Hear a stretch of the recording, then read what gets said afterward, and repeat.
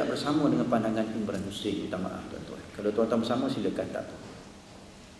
Imran Hussein dalam buku dia bertajuk Jerusalem tuan-tuan, ada menyebutkan, dan buku tu ada jual di merata tempat tuan-tuan. Tuan-tuan boleh cari tajuk Jerusalem oleh Imran Hussein. Mengatakan bahawa tuan-tuan, Rusia itu di negara dia ada satu Kristian yang dinamakan Kristian yang Ortodok. Kristian Ortodok.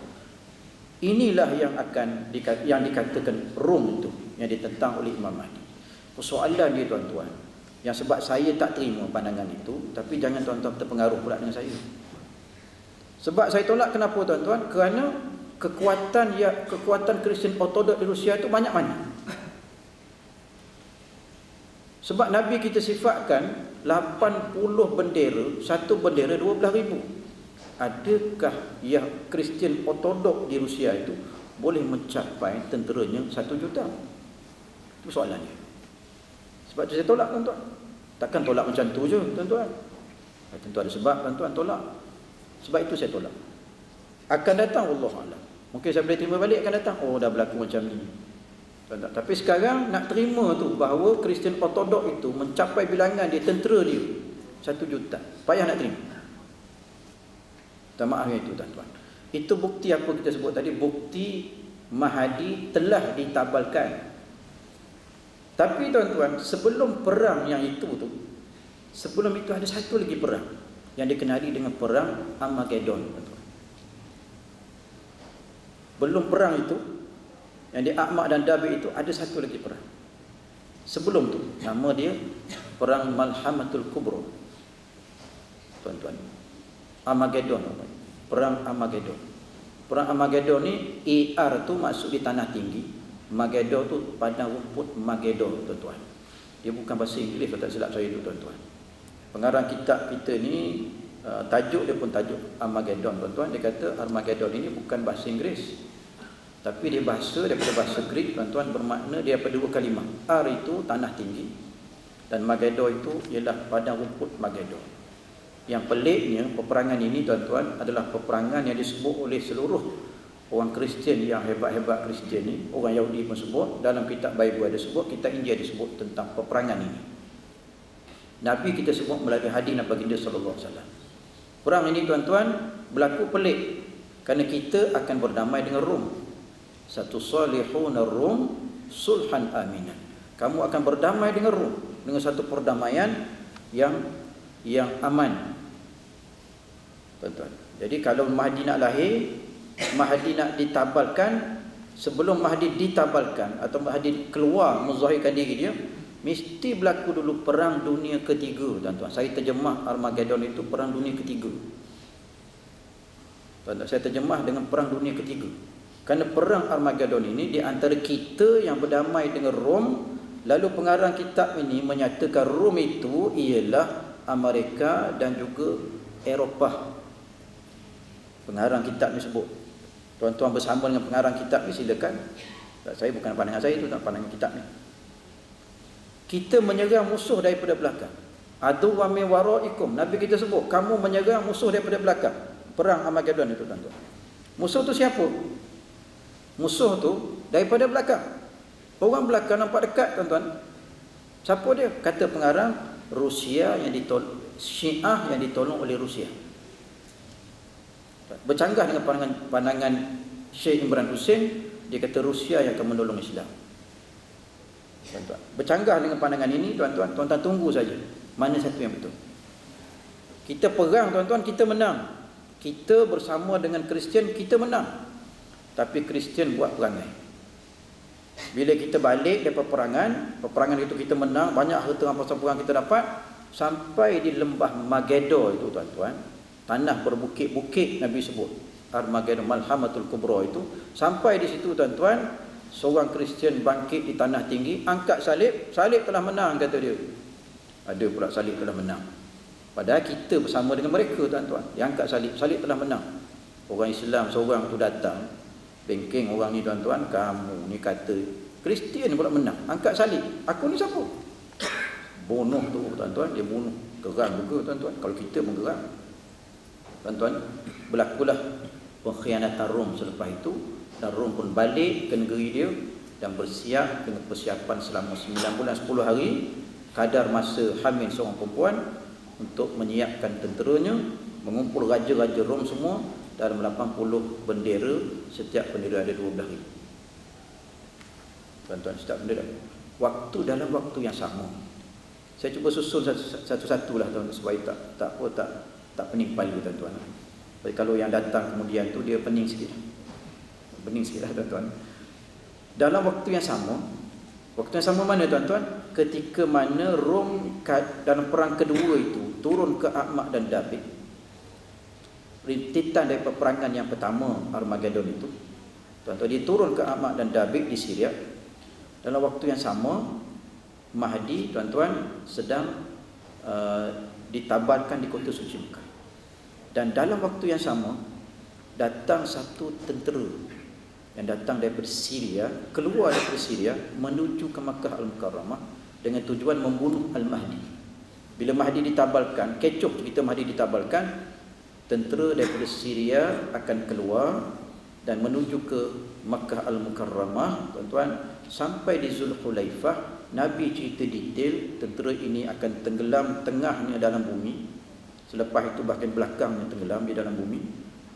Selepas itu tenggelam pula yang bahagian depan dalam bumi. Tuan-tuan, lebih kurang jumlahnya Nabi sebut 15,000 orang dengan kalimah tentera itu namanya As-Sufyani. Tuan-tuan, cek betul ke tidak Sufyani ni ISIS ke ISIL. Baru saya bawa ISIS dan ISIL kat situ, tuan-tuan. Kalau tuan-tuan nak kaitkan ISIS ni jahat ke, bunuh orang merata ke, mungkin kalau dia betul, tuan-tuan, kalau jangkaan kita betul, ISIS dan ISIL itu ialah As-Sufyani yang disebut oleh Rasulullah SAW. Mungkin begitu, masih lagi andaian. Tapi sekurang-kurangnya tuan-tuan dapat dia punya, agaknya begitu. Kurang-kurang ada jawapannya. Siapa dia ISIS, siapa dia ISIL. Mungkin di situ keadaannya. Tuan-tuan, datang daripada Syria. Nabi kita sebut satu-satu, tuan-tuan. Tenggelam semuanya. 2 orang saja selamat. Satunya pergi kepada Al-Mahdi beritahu, satu balik kepada As-Sufyani di Syria beritahu berita sedih tentang tentera yang ditelan oleh bumi. Itu tanda-tandanya, tuan-tuan. Ketika dan selepas Mahdi ditabalkan. Sebelum Mahdi ditabalkan, berlaku perang Armageddon yang pertama tadi. Selepas Mahdi ditabalkan, tuan-tuan, ataupun sewaktu Mahdi ditabalkan, berlaku perang Rusia, Rom akan keluar dan bertempat di Ahmad dan Dabik. Waktu yang sama keluar tentera Sufyani daripada Syria untuk menyerang Al-Mahdi. Di mana, tuan-tuan? Di kota suci Mekah. Jadi, tuan-tuan, itu tanda Al-Mahdi keluar. Masya Allah, tuan-tuan, itu tanda Mahdi keluar. Itulah cara-cara kita nak mengenali Mahdi itu siapa dia yang sebenarnya. Kerana kalau kita cerita tentang Al-Mahdi, tuan-tuan, yang pertama, dainya luas sikit. Semua ramai orang dai luas. Tengok tuan-tuan sini ramai dai luas sikit. Tambah-tambah dah umur 60-50. Luar dah sikit dai sebab rambut habis. Tuan-tuan, macam saya lah, lebih kurang, tuan-tuan. Gitulah. Semua orang, ramai orang dai luas, betul ke? Jadi setiap orang dai luas tu itu sifat umum. Mancung hidungnya, kecil hidung tapi mancung, keningnya lebar, tuan-tuan. Dah tu Mahdi ni dia ada sifat-sifat umum. Ni yang sifat-sifat umum lah. Kita tak pasti lagi yang ini kening lebar ni memang Mahdi ke? Bukan. Saya cek juga kening saya, ada juga lebar sikit, tuan-tuan. Boleh jadi Mahdi ke? Tuan-tuan, Masya Allah. Tapi saya darah Melayu. Tidak Melayu hilang di dunia, tuan-tuan. Jadi macam mana Mahdi tu orang Arab boleh jadi kita pula? Susah tu nak cakap, tuan-tuan. Jadi kalau tuan-tuan nak tengok sifat-sifat pada jasad dia, kita tak boleh nak kata ini Mahdi. Tambah-tambah pula tengok IC lahir kat mana, tengok surat beranak, alah lahir kat Pulau Pinang, tuan-tuan. Macam mana nak jadi Mahdi, tuan-tuan? Lahir kat Pulau Pinang, nak jadi Mahdi macam mana? Tuan-tuan, lahir kat Terengganu, nak jadi Mahdi kat mana, tuan-tuan? Mahdi tu lahir mesti lahir di Madinah Al-Munawwarah. Baru nampak dia punya khusus sikit, tuan-tuan. Khusus sikit. Tapi kita pergi kepada tempat-tempat yang lain lah, yang sifat yang khusus dia tu, tuan-tuan. Berlakunya tadi malam tu, tuan-tuan, yang ketiga, yang kedua tadi tu, Comet Halley yang kita Kita balik semula kepada nota kita asal tu, Komet Heli tu tuan-tuan yang keluar. Masya-Allah tuan-tuan, itu tanda-tanda ni. Malah tuan-tuan, Mahdi ni dia tak pernah mengaku pun dia Mahdi. Dia tak pernah mengaku dia Mahdi. Macam mana orang boleh mengaku dia tu Mahdi? Ataupun orang boleh sebut ni Mahdi. Kita ni siapa nak sebut ni dah dia Mahdi. Tuan-tuan, jangan jadi macam Syiah tu. Syiah dia hantar nama dia, Syiah ni Ayatullah Syairozi nama dia. Dia kata, dia tulis dalam Twitter dia kata saya sekarang sedang mengembara bersama dengan Khalifatullah Al-Mahdi. Sekarang saya sedang menaiki ke Sidratul Muntaha. Jadi sekejap lagi line internet akan putus. Jadi saya tak dapat berhubung dengan tuan-tuan. Minta maaf, saya akan potong line saya kejap lagi sebab saya sedang menuju ke Sidratul Muntaha. Mengarut, satu minta maaf keluar kalimah teruk sekali tuan-tuan, mengarut nak mampus. Kita dah minta maaf dulu tak apa tuan-tuan. Oh Syairozi tuan-tuan, Ayatullah Syairozi mengarut tuan-tuan. Tu dia orang Syiah tuan-tuan. Yahudi Syiah ni memang kerja-kerja dia macam itulah tuan-tuan. Mengaku gini, mengaku gitu. Imam Mahdi kat mana pun tak tahu. Tuan-tuan, ramai orang menceritakan tentang hal ini tuan-tuan. Ada satu lagi benda yang agak spesifik untuk Mahdi. Antaranya Syekh Ahmad Fahmi Zamzam sebut, kalau dia berceramah, bercakap di mana-mana tuan-tuan pergi Mekah, Madinah, sebab Mahdi takkan, masa Mahdi tu diisytiharkan Mahdi, dia takkan pergi negara lain tuan-tuan. Tempat dia hanya Mekah, Madinah, Syria, Palestin saja. Dia tak datang ke ICC ni tuan-tuan. Dia takkan datang ke sini tuan-tuan. Dia takkan keluar daripada daerah itu. Kalau sebelum 40 tahun tak tahu. Ada satu ciri-ciri yang spesifik untuk dia tuan-tuan. Antaranya kalau dia berceramah mana-mana, dia lupa sesuatu. Dia gagap sikit tuan-tuan. Dia maksudnya Mahdi ni kalau dia bercakap ada sedikit lambat suara, lambat kalimah tu datang, dia akan gosok peha kiri dia. Tuan-tuan, itu kata Syekh Ahmad Fahmi Zamzam, dia akan gosok peha kiri dia. Jadi gosoklah peha kiri tuan-tuan itu supaya dapat ayat tadi. Mahdi tuan-tuan, minta maaf gurau dia tuan-tuan. Tak semena-mena tuan-tuan, dia gosok peha kiri dia. Tuan-tuan nak berlakon pun tak boleh. Nak berlakon pun tak boleh tuan-tuan. Dan Imam Mahdi ni dia bukan orang berilmu. Dia orang seperti biasa begitu. Dan orang tak boleh kesan dia kat mana duduk. Betul Nabi kita cerita lahir di Madinah. Tapi selepas dia lahir itu dia bawa ke mana? Tambah-tambah keturunan Rasulullah dihalau keluar oleh pemerintah Saudi pada masa penubuhan Saudi itu sekitar 100 tahun dulu tuan-tuan. Saudi telah menghalau keturunan Rasulullah dan ada sumber mengatakan mereka juga membunuh keluarga Rasulullah sallallahu alaihi wasallam tuan-tuan. Maka keluarga Nabi telah bertebaran ke seluruh dunia, antaranya sampai di Yaman, ramai di Yaman, antaranya ramai yang di Indonesia pun ada, tempat kita pun ada, Habib Jufri ada, Al-Jufri ada, As-Sagaf ada. Itu gelaran-gelaran kepada keturunan Rasulullah sallallahu alaihi wasallam bertebaran tuan-tuan. Jadi kita pun tak tahu mana satu Mahdi, dan Mahdi itu berada di mana sekarang selepas dilahirkan di Madinah Al-Munawwarah. Di mana dia? Tuan-tuan, kat mana dia? Sebab kalau tuan-tuan tengok golongan Habib, dia ada golongan Habib yang ke-35, ni 36, ni 37. Mana satu Al-Mahdi tuan-tuan? Sebab sifat dia bukan orang alim. Kerana dia diislahkan oleh Allah Subhanahu Wa Taala dalam masa satu malam saja. Dalam masa satu malam saja tuan-tuan, Al-Mahdiyu minna ahlul baiti yuslihuhu Allah fi lailatin. Kata Rasulullah SAW, riwayat daripada Sayyidina Ali radhiyallahu anhu, bahawa Mahdi itu daripada kami, ini ahlul bait, dan Allah memberi dia persiapannya dalam masa satu malam saja. Dia bukan orang yang dikenali oleh orang. Dia bukan ulama besar. Malah ada ulama ni kata bahawa tuan-tuan Al-Mahdi ini dia juga melakukan dosa sebelum dia diangkat menjadi Al-Mahdi. Dia juga melakukan dosa. Cuma ulama agak bertelingkah sedikit dalam persoalan yuslihuhullah fi lailatin. Allah mempersiapkan Mahdi dalam satu malam. Apa maknanya? Maknanya tuan-tuan merujuk kepada guru saya daripada Iraq, guru saya ni Syekh Dr. Walidul Anya almarhum, tuan-tuan, kata dia, tuan-tuan, bahawa Mahdi ini akan jadi alim pada satu malam, diberikan oleh Allah 10 orang ulama. Kekuatan ilmunya 10 orang ulama dalam berbagai-bagai bidang ilmu, tauhidnya, fiqahnya, Qurannya, tuan-tuan, termasuk komputernya dan sebagainya. 10 jenis ilmu, tuan-tuan. 10 orang ulama, maknanya 10 orang yang alim. Mahdi akan dapat satu malam saja. Malam itu dia akan mula bertaubat pada Allah. Allah beri seluruh taubat padanya, tuan-tuan. Dan esoknya dia mula menjadi tokoh yang dikatakan Al-Mahdi. Jadi sebab itu orang tak boleh mengaku dan tak boleh kata orang ni Mahdi. Sebab dia sekarang tak ada bukti dia. Tak ada tanda dia. Tak ada tanda dia. Yang ada tanda malam tu je. Esok dia nak diisytiharkan sebagai Mahdi. Malam tu Allah beri dia persiapan keseluruhannya.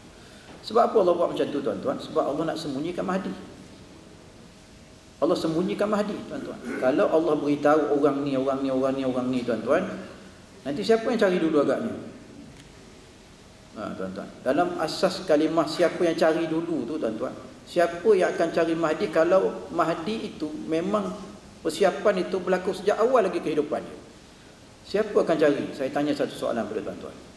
Mungkin yang itu tuan-tuan kaitkan dengan Mahdi ni dia bukan datang daripada awal, tapi persiapan satu malam saja. Saya nak tanya tuan-tuan soalan, tuan-tuan tahu ke tidak sebab Amerika berada di Afghanistan sejak beberapa tahun ni, tuan-tuan, belasan tahun, dengan jumlah duit habis 75 bilion. Kenapa mereka duduk kat situ? Nak tanya tuan-tuan. Pelancongan, Bukit Bokau pelancongan ke? Minyak, ada ke minyak Afghanistan? Tak ada. Arang batu ada tak? Dari segi hasil mahsul ada tidak? Apa sebab mereka duduk letakkan tentera dia kat situ? Itu nak tanya tuan-tuan. Ada idea apa? 75 bilion duit habis tuan. Mereka bukan sedikit dilaporkan di situ. Nak cari apa? Sebelum Amerika, siapa duduk Afghanistan, tuan-tuan? Rusia, tuan-tuan, dengan Presiden Najibullah. Amerika datang, Karzai, tuan-tuan. Dua kuasa besar sangat suka dengan Afghanistan. Kenapa? Apa benda Afghanistan ada? Hasil masuk tak ada, tuan-tuan. Dia bukan negara kaya. Apa sebab? Itu dua kali. Tuan-tuan, saya jumpa satu je jawapan yang dibuat oleh orang, yang ditulis oleh orang, tuan-tuan. Ulama kita mengandaikan, masih andaian. Kerana Amerika sedang memantau pembantu Mahdi untuk menjejaki Mahdi. Pembantu Mahdi itu Syuaib bin Saleh At-Tamimi, tuan-tuan, namanya. Jadi yang dikata tadi, yang hadis mula-mula kita baca tadi, lalu datanglah tentera yang memegang bendera-bendera hitam. Yang datang itu ialah pembantu Mahdi yang dikatakan ketua terus tentera Al-Mahdi, nama dia Syuaib bin Saleh At-Tamimi itu, ataupun dikenali oleh Al-Arqam ni, tuan-tuan, Bani Tamim. Ustaz kita dalam TV9 kata TM, Tanah Melayu. Tamim tu TM kata dia, Tanah Melayu. TM tu saya tengok Telekom Malaysia ada juga. Mungkin berbentuk sindiran, tuan-tuan. Tapi mana ada Nabi sebut Tanah Melayu, tuan-tuan? Nabi sebut Timur. Timur tu sebahagian ni Tanah Melayu lah. Afghanistan pun Timur, Pakistan pun Timur, tuan-tuannya. Semua Timur tu. Kalau kita nak kata Timur, insya-Allah, tuan-tuan, itu tentang Imam Mahdi, tuan-tuan. Jadi sebab apa yang saya kata nak kaitkan dengan Amerika tadi tu? Kalaulah bukti-bukti, tanda-tanda dia keluar awal lagi, tuan-tuan, dah lama dah mati Imam Mahdi. Sebab apa? Sebab Amerika memang duk cari dia. Faktor yang paling kuat hujahnya, untuk apa Amerika duduk di Afghanistan? Sedangkan duitnya habis banyak, hasil tak ada. Sebab itu saja saya jumpa cari. Yang lain saya tak tahu.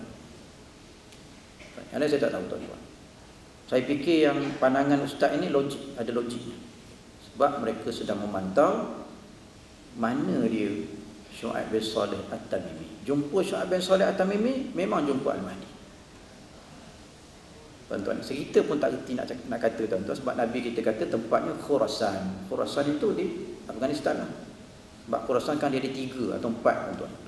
Khurasan ni, government of Khurasan dah pecah, dia jadi 3 atau 4. Yang pertama Khurasan lagi namanya, yang kedua Afghanistan, yang ketiga nama dia India Timur. Itu juga Khurasan. Dulu government of Khurasan tu besar. Macam juga government of Khazaria, sangat besar tuan-tuan. Tapi sekarang dulu government itu dah tak ada. Dalam peta ada tuan-tuan. Dalam peta lama tuan-tuan cari dalam internet, image tu ada tuan-tuan. 2 government itu dari segi peta dia.